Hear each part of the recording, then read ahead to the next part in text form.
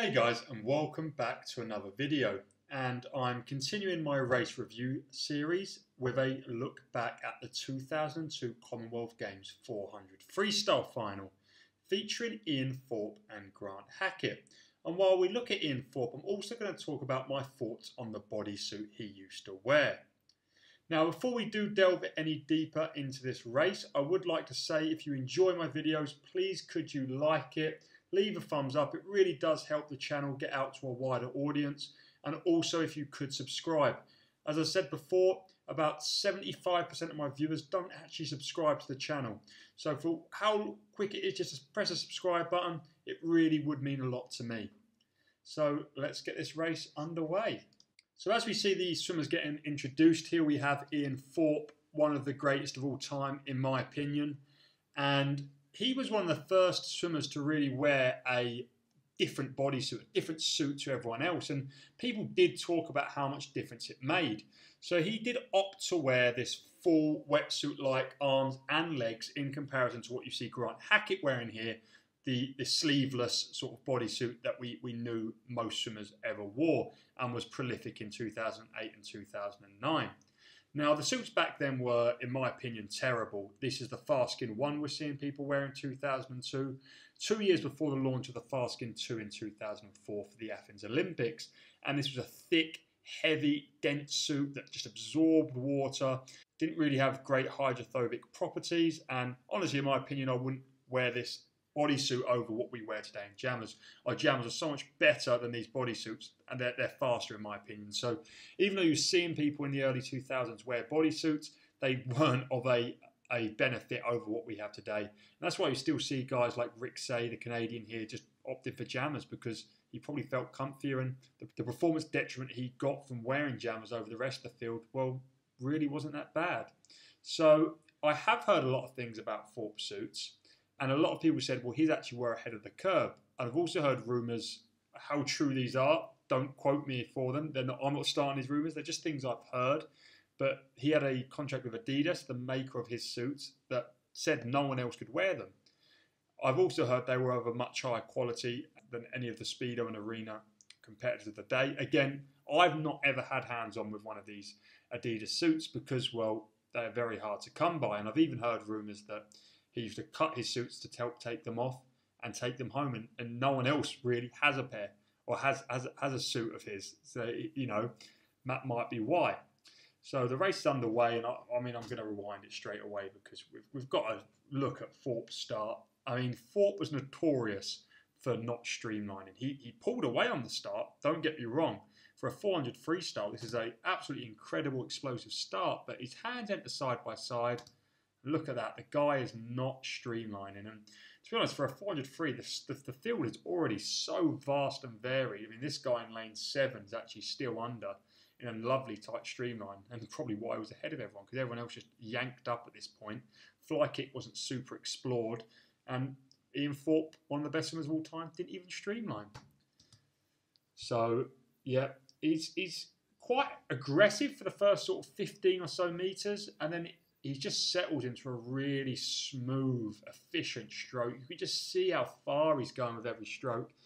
And the guy is an incredible swimmer. In my opinion, one of the nicest, if not the best freestyle I've ever seen in my life. And he's flicked in 25.3 in a 400 freestyle long course. Like, this is fast. Like, if you swim, you'll know how fast 25.3 is for a 53. Like, it's quicker than I've ever been at a 100 freestyle long course. I mean, I'm not saying I'm near the caliber of this guy, but now he's really eased down. And Hackett's got a lovely stroke as well. Let's not take that away from him, but it really looks like Thorpe is just casual at this point. And he has quite a slow, lopey turn, and that's actually how Hackett got his feet to the wall there. He flips a little bit more aggressive, but they're body lengths ahead of the field here, and it's no surprise. And he's got this lovely high elbow recovery and same under the water, super efficient pull, and you can see the stroke rate difference there. Thorpe is doing less. Hackett is working harder to stay with Ian Thorpe at this point as they come into the 150 turn. And still not streamlining when he comes out. He gets a breath in on the first stroke. And look at this. This is what us coaches talk about when we talk about pulling with a high elbow. his elbow is almost at the surface. Like that is, he's anchoring that hand early, catching the water and driving it back past his hip. And that's why he's doing such few strokes and able to hold this immense speed for a 400 meters freestyle. And, you know, he's flipping in 149 here. He's opened up a little bit more of a sizable lead over Grant Hackett.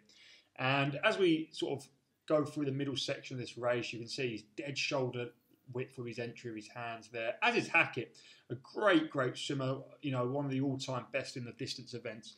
I do just want to speak about, is it the swimmer or is it the suit? And obviously I'm a channel based on tech suits. And honestly, I don't know how good Ian Thorpe's suit was, but I'm going to say it probably wasn't much better than the Speedo and Arena suits.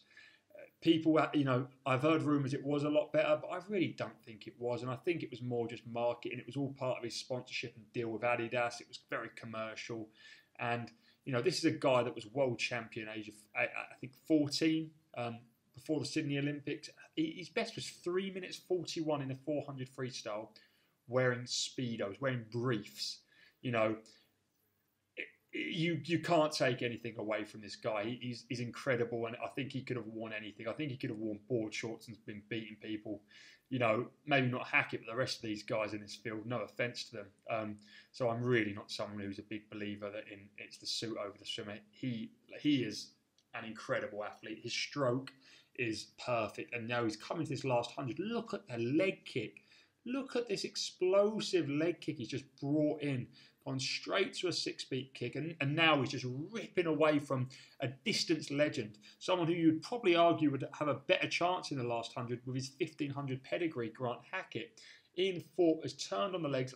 Look at this perfect stroke, balanced all the way through, and his legs are just absolutely going in now. He's ripping away. You know, this is his race now. You can't even see the other swimmers on the field, and oh my God, I can't believe what I've just witnessed. My God, let me just go back here. So the world record is 340.17. No man has ever gone under 340. And 7 years after this swim, Paul Biederman, wearing the Arena X Glide, would reset the world record, swum on this day by 100th of a second in 340.07. And don't tell me that you don't think Ian Thorpe, oh, he's already finished. He's miles ahead of Hackett. He's even further ahead of the rest of the field. So he decides he's going to glide in. What is he doing? One more stroke and a big kick. The clock's at 3:39.5 and he's almost touched the wall. And oh, God. Oh, that's painful. He could have been the first man under 340 back in 2002, an achievement no one's ever done today. There's still no man under 340. And had he known that 7 years later Paul Biederman would break his world record by 100th, maybe he would have done a little bit more, because he definitely could have. Oh, so I'm not going to say whether or not I think this is better than Paul Biederman's swim. Paul Biederman went out a lot slower. I think he went out in 150 in negative split. Again, don't quote me on the ins and outs, but both were incredible swims. I'm not going to ever dispute that. But here, there's his mother, supported him since day one, all the way through to his 2012, unfortunately non-successful comeback at making the London Olympics. He rocked a latex hat. I hate latex hats, but I think Ledecky wears one, and the absolutely legendary Swedish goggles. The suit's iconic, but I don't think it made much of a difference. As always, thank you for watching. If you enjoyed the video, leave a thumbs up. And I am pleased to announce that when I hit 5,000 subscribers, I will be giving away a not yet seen colourway of a very popular Arena tech suit.